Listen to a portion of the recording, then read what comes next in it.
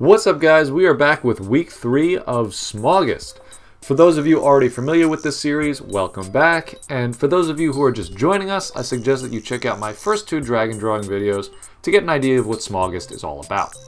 Also, don't forget to check out our partner Inked Gaming. Use the link in the description and the code subjectively10 at checkout for that sweet 10% discount off of all products site-wide.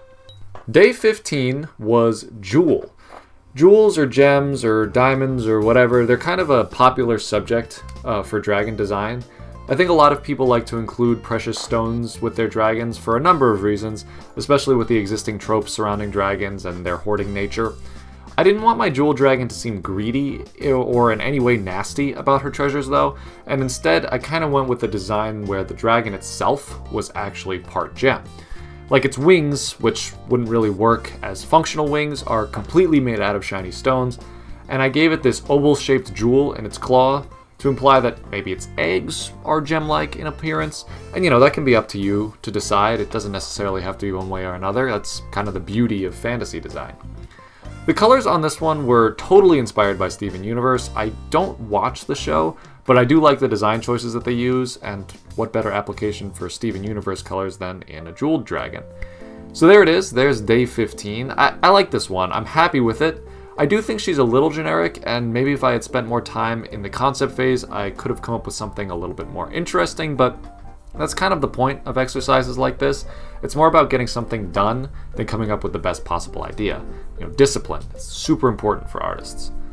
Day 16 was FERN. I really loved this prompt because it's one of those specific noun prompts that I don't think a lot of people would immediately associate with dragons. I knew right away that I wanted to use the visual motif of fiddleheads, which is what people call the stage in a fern's growth before the fronds start to unfurl. So I made the heads very round, and I designed them with this little swirl. I also decided that this was going to be my first multi-headed dragon, because who's ever seen a fern grow with just one head? I really went for a cutesy look with this guy. I think it worked pretty well, but it's definitely very different from a lot of my other dragons. I gave him these bird wings, and I think it's the first dragon I did with bird wings, but I felt like it worked because I was kind of interpreting the fern leaves on this dragon as feathers, and so his anatomy was very avian. But like cutesy avian, little fern bird dragon. And again, so different. If you look at, say, my naked dragon, but that's the other important thing about these kinds of challenges, exploring as many design ideas as possible, both visually and conceptually. I was super happy with it too, and it should go to show you that doing something out of your comfort zone as an artist will often pay off for you. Day 17 was metal. Now, I had a lot of different ideas for metal, but I ended up deciding on a suit of armor for my final look. I started with this very Sauron-inspired helmet that gave her this, and I gave her this big, bulky body. As I was posing her, though, I realized that she looked a little bit too much like my Thunder Dragon, but in the end, I was kind of okay with it. I just flipped the composition. I liked the idea that someone had suggested, I think in the last video, where every week I would include a new sort of deific dragon design, and I think that this is definitely it for week 3. This is the god dragon of week 3, especially since she has kind of the same pose as the Thunder Dragon. Maybe they're like brother or sister or something. She's very humanoid, between her upright posture and her cape and her sword.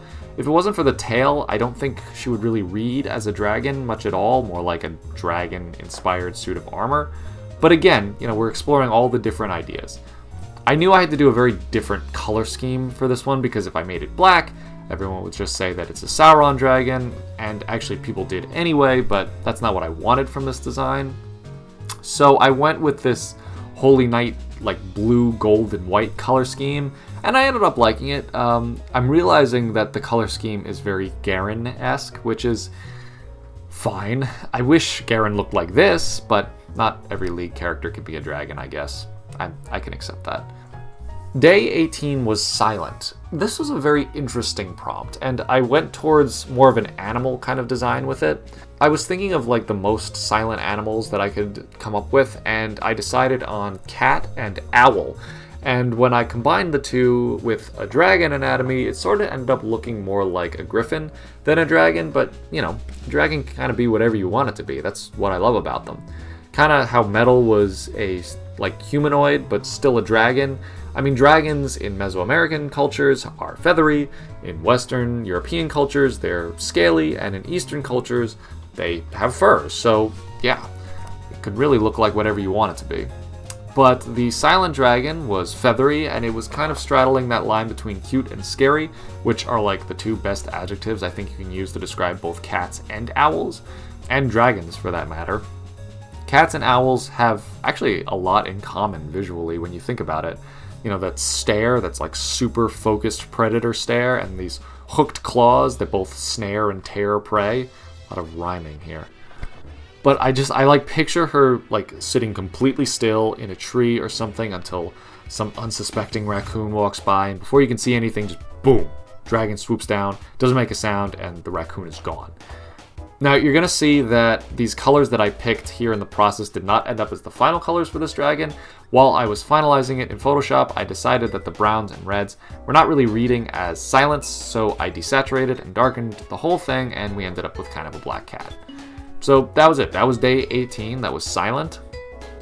Day 19, kind of contrarily, was light. And I swear, I was like this close to making another dragon that looked exactly like the Thunder Dragon, but I took a step back and I really gave the subject of light a little bit more thought, and I was like, oh, bioluminescence. Deep sea, you know, I love that kind of stuff. And I actually did a series a while ago of deep sea creature designs based off of spooky underwater creatures. So I went with this viperfish looking sea dragon with pouches of bioluminescent glowies all up and down the sides and coming out of its head. I haven't really done a sea dragon yet, but I feel like it's a whole other set of design options, and honestly, I probably could have spent a little bit more time exploring these. I feel like while the idea was unique for the prompt, the execution was a little bit more generic on this one, and if I had given it more thought, I would have come up with something more interesting. But like these fin things on its head, like I kind of hate those. When I see these things on creature designs, I usually just feel like the designer needed some easy out to inform the viewer that this creature is somehow aquatic. Like no animal on Earth has anything that looks like that. Fins are always so much more interesting than that. It's so half-assed, but I did it. I've become what I hated most. But anyway, like I said before, this is more about the discipline to get the thing done and less about having a flawless design. Day 20 was Venom. Now, people on Instagram have been excited about this one for weeks now, and I know what they wanted to see, and I almost did a symbiote dragon. I was this close, but then I had another idea based off of the prompt that I liked a lot more. So here it is, and I know this is a very scary looking bee dragon, but I want to set the record straight. Yes, bees can sting, and they have venom, but I love them, and they look awesome, and they're cute, and honeybees are a crucial part of almost every ecosystem, and we need to protect them. But also, this bee dragon is really scary looking, and it's okay if you want to run away from her. I get that. I had a ton of fun with Venom. I think the idea of combining the anatomy of a bee, or really any insect or arthropod, with a dragon, which are usually reptilian or mammalian or sometimes avian, results in some really cool designs. Shouts out to Neopets, by the way. Buzz has always been an inspiration to me. People like to think of bees as black and yellow. That's the first thing that comes to your mind when you think of bees. But there are so many different kinds of bees with so many different colors: red, yellow, brown, green. Sometimes they're even blue. Just look at a bunch of different kinds of bees because they're so cool.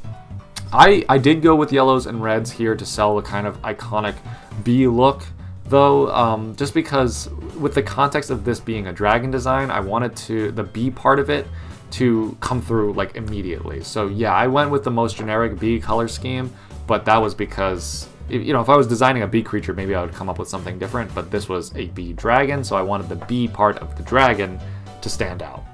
But I was super happy with the design. It's probably one of my favorite dragons so far. And finally, day 21, the last day of week 3, was Spark. This guy kind of ended up the same way that Stick did, where I was kind of just goofing off, sketching, coming up with, you know, something good, trying to come up with a good idea, and I ended up going with my really basic, straightforward sketch, and I ended up liking it. I kind of took a little subconscious inspiration from that Scooby-Doo movie, and I wanted movement to be a big part of this guy's design. You know, picture him zipping around from appliance to appliance, eating electricity and zapping your fingers while you type or something. I picture him being kind of small. This was a super quick dragon design, but I do think he's really cute, and it's important for an artist like me to do something more simple every once in a while, because you know, you never know what you're missing if you don't give it a try, and that goes for art styles too, you know, trying all of the different design choices. Kind of the theme of this week, honestly. And that was the final design for week 3, little Sparky Dragon. And that's it, you know, week 3 is done. We're nearly at the end of Smaugust 2019, and honestly, I'm a little sad, but I still have one more week of dragons to concoct, and I'm planning on finishing strong, so let me know which dragons this week were your favorite, and be sure to tag me on Instagram with your Smaugust creations. I do have a few here from the past few weeks. I really love to see your guys' work, all of the dragons that you're coming up with, your ideas, your designs. Keep it up, guys. You know, we can never have too many dragons. Please be sure to share all of your ideas and designs with us here at Subjectively so we can feature them on the channel. Thank you guys all so much for watching. Happy Smaugust, and we'll see you in the next video.